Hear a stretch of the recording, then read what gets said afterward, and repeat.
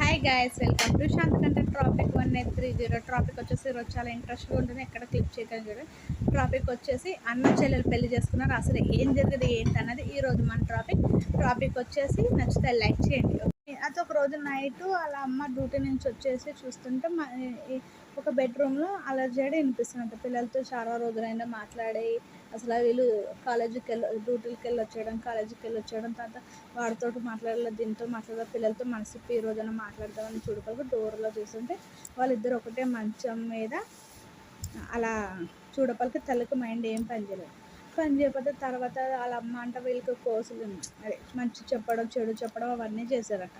ఇవన్నీ చెప్పడం కానీ వీళ్ళిద్దరు ఎలా కలెక్ట్ అయిపోయారంటే ఇద్దరు తల్లిని ఒకరినొకరు ఇడవకుండా అయిపోయారంటే ఈమెకి ఏం చేయాలో తెలియక ఏం చేస్తే ఏమవుతుందంటే వేరే పెళ్లి చేస్తామన్నా కానీ చాలా రోజులు అలా 1 మంత్ 2 మంత్స్ నచ్చి చెప్పిన వీళ్ళు వదిలిపెట్టలేదంట. వదిలిపెట్టకపోతే ఏం చేయాలని అంటుంటే ఇంకొకరికొకరు అసలు ఇడవలేదు, చాలా ఇదిగా ప్రేమించుకుంటే ఇంకేం చేయాలో తెలియక ఇంట్లో ఎవరో పెద్దోళ్ళు లేరు, తను నన్ను పట్టించుకోలేరు, పెంచిన వాళ్ళు ఇలా చేశారు, కొడుకుని పుట్టింది ఇలా చేసిన ఏం చేయలేక తల్లి ప్రేమ గారు ఇద్దరికి మ్యారేజ్ చేసేసి మీరు నా కళ్ళ ముందు ఉండకండి అనేసి పంపించేస్తే ఆమెకు ఒక మనవడు పుట్టాడండి.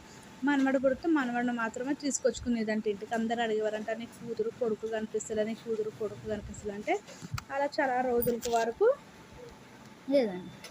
ఆమెకి సుమారుగా ఒక 50 సంవత్సరాలు ఉంటాయంట. కానీ అలాంటప్పుడు ఆ తల్లి పెంచిన కొడుకు లేకపోతే కొడుకు అని పిలుస్తుందా, అల్లుడు అని పిలుస్తుందా, మీరే అర్థం చేసుకో. ఎంతైనా తల్లి ప్రేమ తల్లిదే, కానీ పెంచిన కొడుకే కూతురు జీవితం పాడు చేస్తారు. ఒకరికి వాళ్ళిద్దరికి దేవుడు ఎందుకు ముడేసినారో అవన్నీ అనేసి వాళ్ళు అనేవారంట. అమ్మ మేము చూసుకుంటాం వచ్చేసాము, ఇన్ని రోజులు మా కోసం కష్టపడవి, ఆ దేవుడు ఎందుకు ముడేసారో ఏందో అంటే ఒక 2 ముగ్గురు తెలుసు అన్నారంటే ఒకటే రక్త సంబంధం కాదు, దేవుడు వాళ్ళ విద్యురాత అలా రాశాడు ఇంక వదిలేశాను అన్నారు. అప్పుడు వాళ్ళ ఈ అమ్మాయి దగ్గరికి అబ్బాయి దగ్గరికి వెళ్ళి అమ్మడు ఉండడం చదివితే ఒక మనవాడు మనవరాలు పుట్టే వరకు హ్యాపీగా ఉందంట. కానీ ఆమెకైతే అయితే అన్న చెల్లెలు ఎలా చేసుకున్నారు పెళ్ళి అన్నది ఈరోజు టాపిక్ కదా. వచ్చేసి ఆమెకి మ్యారేజ్ అయిన చాలా ఒక 5 years వరకు పిల్లలు పుట్టలేదంట. పుట్టకపోతే వాళ్ళు దత్తత తీసుకుని ఒక బాబుని పెంచుకున్నారు. వాళ్ళ హస్బెండ్ ఆమె అలా పెంచుకుంటూ ఉండగా అబ్బాయిని 1 year పెంచాక 1 yearకి వాళ్ళ హస్బెండ్కి ఈమెకి గొడవలు వచ్చి విడిపోయారంట. విడిపోయి ఈమె 2 months ప్రెగ్నెన్సీ అంట. ఆ విషయం ఈమెకు తెలియదు, వాళ్ళ హస్బెండ్ తెలియకపోతే విడిపోతే ఇంక వీళ్ళు విడిపోయి ఈమెకి పిల్లలు పుట్టలేదని కారణంతో ఇలా దత్తత తీసుకున్న కారణంతో ఇతను ఇంకొక ఆమెతో ఎఫ్ఐఆర్ పెట్టుకున్నాడని తెలిసి గొడవలు వచ్చి విడిపోయాక డైవర్స్ అవన్నీ అయిపోయినాక ఇంకా చట్టం కూడా మాకు పిల్లలు పుట్టారు కాబట్టి విడాకులు ఇచ్చేసాడు. దత్తకు బాబుని తీసుకున్నామని చెప్పలేదు. అలాగే బాబుని దత్తకు తీసుకుని అమ్మాయి చేస్తుంటే అలాగే 3 months వచ్చేసరికి ఈమె ప్రెగ్నెన్సీ కన్ఫర్మ్ అయ్యి అని చెప్పాక ఇంకా వాళ్ళ హస్బెండ్కి దూరంగా వచ్చేసి పుట్టింట్లో ఉన్నాక ఈమెకి డెలివరీ అయినాక ఒక పాప పుట్టిందంటే దత్తకు ఉన్న అబ్బాయిని ఈమె పెంచుకుంటూ ఉండేదంట. ఆమె ఒక జాబ్ చేస్తుండే అలా పెంచుతూ ఉన్నాక పిల్లలు ఎదిగే వరకు ఈమె జాబ్ చేస్తూనే ఉండేదంట. నైట్ డ్యూటీలు అలా చేసేదంట. అలా బాగానే ఉండేది. మరి ఎలాగో అయిందో ఏంటో తెలియదు కానీ ఆమె ఒకరోజు నైట్ ఇంకా ఈమె మెచ్యూర్ అవ్వడం అవన్నీ ఉండేదంట. అన్నయ్య అని పిలిచేదంట. అయితే ఈ అన్నయ్య అన్న అబ్బాయి ఇంటికాడ ఉండేవారు కదంట, హాస్టల్ ఉండి చదివించేదంట. అమ్మాయి ఒక్కదే ఉండేది. ఎప్పుడైనా పండుగలకి పబ్బాలకి వస్తేనే ఇద్దరు కలుసుకునేవారు.